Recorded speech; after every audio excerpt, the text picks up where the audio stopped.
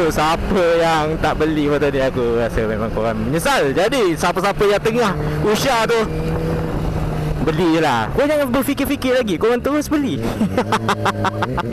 Ni akan payung apa? Kesyahduan empat dapur. Ui. Memang tak boleh dinafikan lagi ya. Dia punya kesyahduan tu memang mantap sekali. Okay, let's go baby.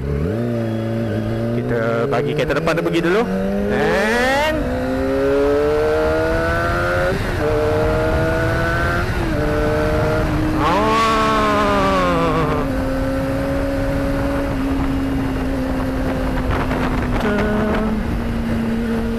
so korang layan je lah bunyi empat dapur.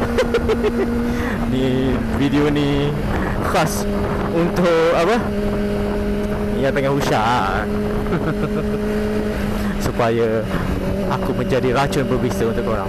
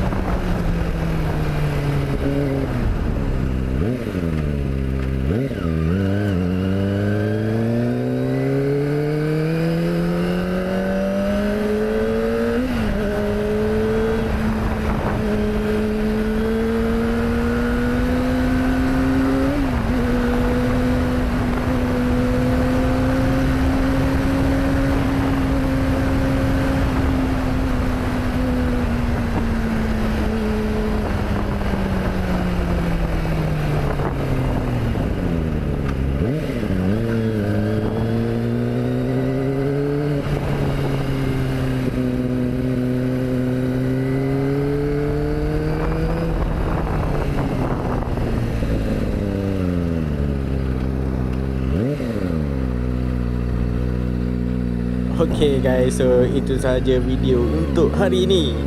Jadi aku nak minta korang support lah. Okay, tolong komen, like and share. Okay, bye bye. See you in the next video.